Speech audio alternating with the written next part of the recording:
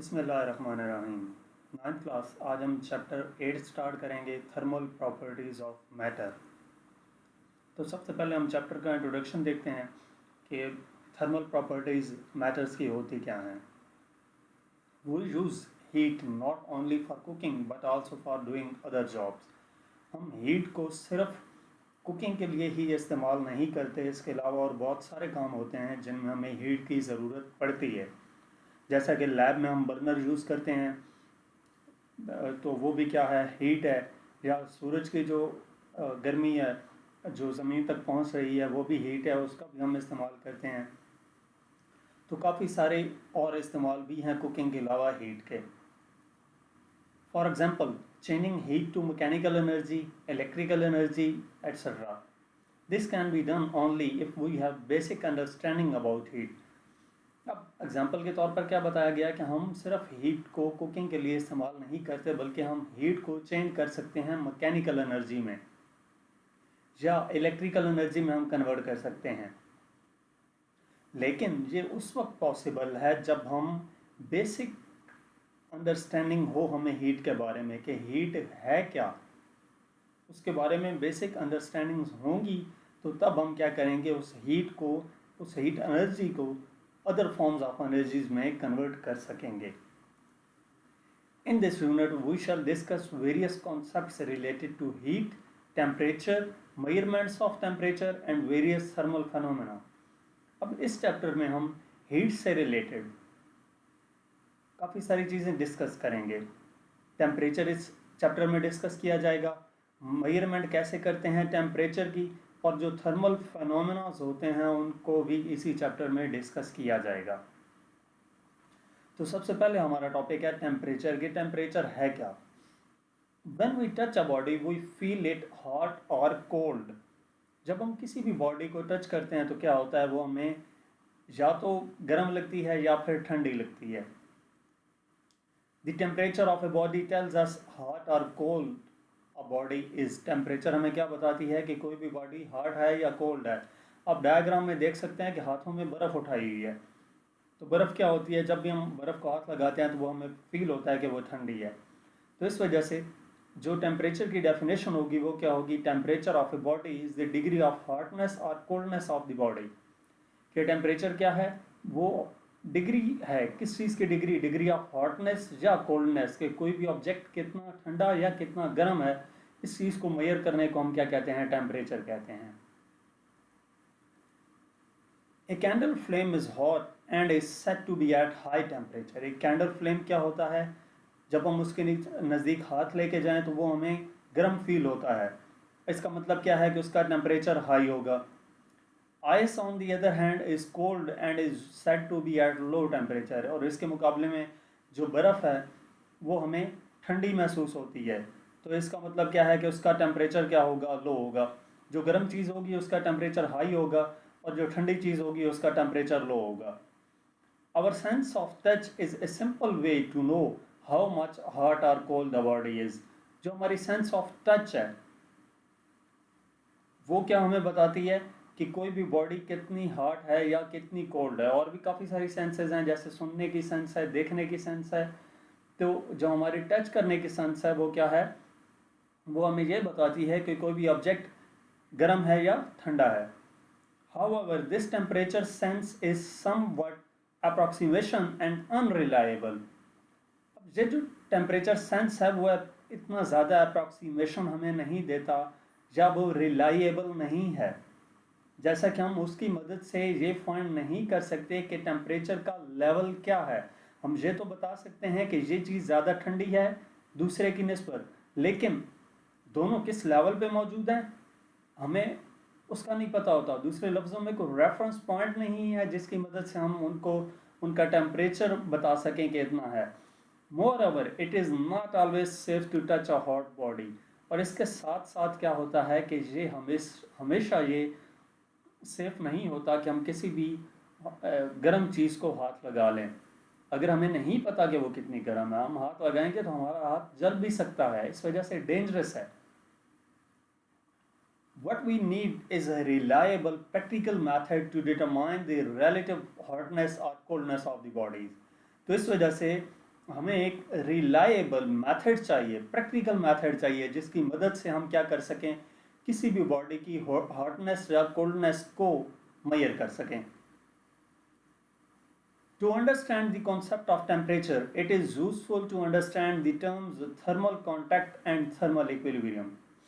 अब बात यह है कि टेम्परेचर का कॉन्सेप्ट समझने से पहले दो चीज़ें समझनी बहुत ज़रूरी हैं। वो क्या हैं? एक थर्मल कांटेक्ट है और दूसरा थर्मल इक्विलिब्रियम है। To store ice is in summer.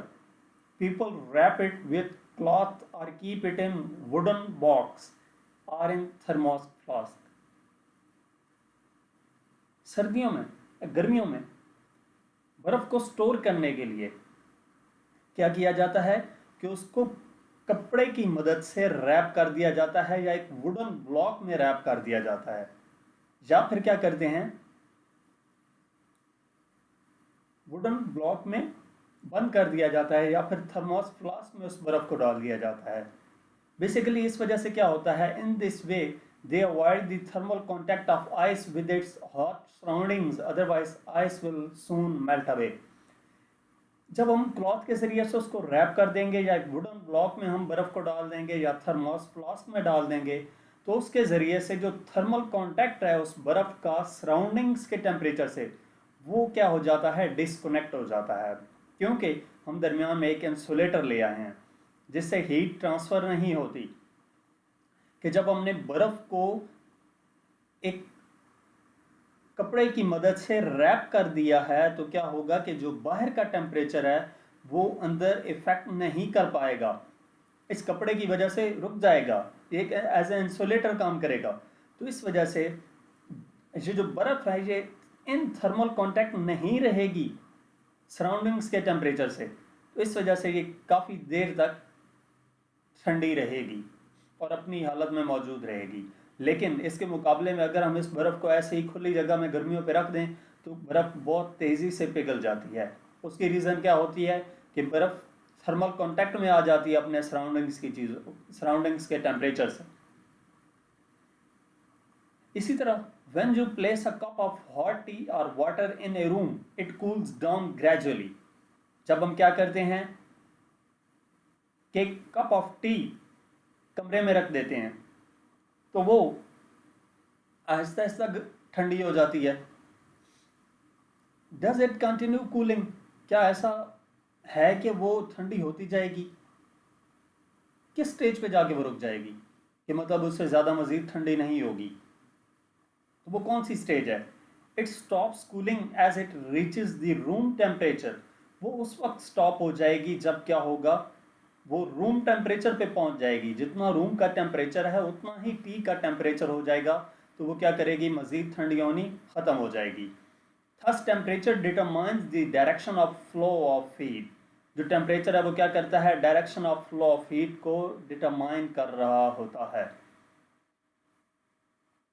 तो यहाँ से आपने जो थर्मल कांटेक्ट किया था कि इस एग्जांपल में बर्फ़ का सराउंडिंग्स के टेम्परेचर से थर्मल कांटेक्ट इस क्लॉथ रैपिंग क्लॉथ की वजह से स्टॉप हो चुका था, जबकि यहाँ पे जो टी है ये इन थर्मल कांटेक्ट है विद रूम टेम्परेचर। तो इस वजह से जब रूम का टेम्परेचर इस टी के टेम्परेचर के इक्वल आ जाता है, यानी कि थर्मल इक्विलिब्रियम का प्रोसेस उस वक्त कंप्लीट हो जाता है जब ये टी का टेम्परेचर रूम के टेम्परेचर के इक्वल आ जाए, तो हम क्या कहते हैं कि थर्मल इक्विलिब्रियम है, यानी कि दोनों का टेम्परेचर इक्वल हो चुका है। तो यहाँ पर आपने दो चीज़ें थर्मल कांटेक्ट और थर्मल इक्विलिब्रियम सीखी हैं। Heat flows from a hot body to a cold body until thermal equilibrium is reached. तो ये चाय उस वक्त तक ठंडी होती रहेगी जब तक के क्या हो, थर्मल इक्विलिब्रियम में ना आ जाए, यानी कि इस टी का टेम्परेचर रूम टेम्परेचर के इक्वल ना हो जाए। हीट फ्लो करती है हॉट बॉडी से कोल्ड बॉडी तक उस वक्त तक फ्लो करती है जब तक थर्मल इक्विलिब्रियम का प्रोसेस कंप्लीट ना हो जाए, यानी कि दोनों बॉडीज का जो टेम्परेचर है वो इक्वल ना हो जाए, इक्विलिब्रियम में ना आ जाए। अब टेम्परेचर के बाद हीट क्या है? What happens when we touch a hot body? उस वक्त क्या होता है जब हम एक गर्म चीज़ को हाथ लगाते हैं, हमें फील होता है कि वो गर्म है। Take two bodies having different temperatures, bringing them in contact with each other. दो बॉडीज लेनी है जिनका टेम्परेचर डिफरेंट है, और उनको क्या करना है, एक दूसरे के साथ इन कांटेक्ट रखना है, दोनों एक दूसरे के साथ टच हों। The temperature of the body false, it loses energy. जो टेम्परेचर होगा हॉट बॉडी का, वो क्या करेगी, उसका टेम्परेचर फॉल करेगा और वो एनर्जी लूज करेगी। तो जो एनर्जी लूज करेगी वो कहाँ जाएगी, वो कोल्ड बॉडी की तरफ जाएगी। This energy enters the cold body at lower temperature. Cold body again gains energy and its temperature rises. वो जो हॉट बॉडी से एनर्जी एंटर हुई थी कोल्ड बॉडी में, वो लो टेम्परेचर पे एंटर होगी और क्या करेगी, जो कोल्ड बॉडी है वो टेम्परेचर गेन करेगी। यानी कि जो हॉट बॉडी ने टेम्परेचर लूज किया था वो कोल्ड बॉडी टेम्परेचर गेन करेगी। तो इस वजह से कोल्ड बॉडी का टेम्परेचर राइज कर जाएगा। हॉट बॉडी का टेम्परेचर फॉल हुआ था तो कोल्ड बॉडी का टेम्परेचर राइज कर जाएगा।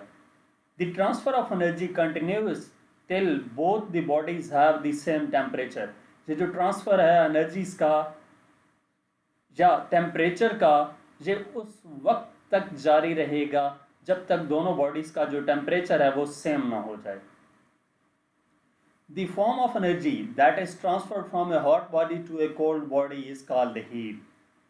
वो फॉर्म ऑफ एनर्जी जो ट्रांसफ़र होती है एक हॉट बॉडी से कोल्ड बॉडी की तरफ, उसको हम क्या नाम देते हैं, हीट का नाम देते हैं। तो हीट की डेफिनेशन क्या होगी, heat is the energy that is transferred from one body to the other in thermal contact with each other as a result of the difference of temperature between them. तो heat क्या है, एक energy है जो transfer होती है एक body से दूसरी बॉडी में जब वो दोनों इन थर्मल कॉन्टैक्ट हों एक दूसरे के साथ, और जिसके नतीजे में टेम्परेचर जो होगा वो हाई टेम्परेचर से लो टेम्परेचर की तरफ मूव करेगा, हॉट बॉडी से कोल्ड बॉडी की तरफ वो टेम्परेचर मूव करेगा।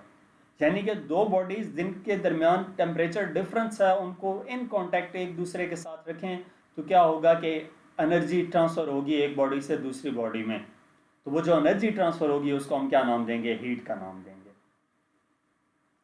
इंटरनल एनर्जी क्या होती है, heat is therefore called as the energy in transit. क्या एनर्जी ट्रांसफ़र हो जाती है, एक बॉडी से दूसरी बॉडी में ट्रांसफ़र हो जाती है। हीट को हम क्या कहते हैं, एनर्जी इन ट्रांजिट कहते हैं। अब इंटरनल एनर्जी क्या होगी, once heat enters a body it becomes its internal energy and no longer exist as heat energy. कि जब हीट एक बॉडी से दूसरी बॉडी में एंटर होती है तो वो क्या बन जाती है, उसकी इंटरनल एनर्जी बन जाती है, वो मजीद हीट एनर्जी नहीं रहती, वो क्या बन जाएगी, इंटरनल एनर्जी बन जाएगी। तो एनर्जी, इंटरनल एनर्जी है क्या, internal energy the sum of kinetic energy and potential energy associated with atoms, molecules and particles of a body is called its internal energy. तो काइनेटिक एनर्जी और potential energy का sum जो atoms के साथ link कर रहा हो, molecules के साथ लिंक कर रहा हो, पार्टिकल्स के साथ लिंक कर रहा हो उस बॉडी के, उसको हम क्या कहते हैं, इंटरनल एनर्जी कहते हैं।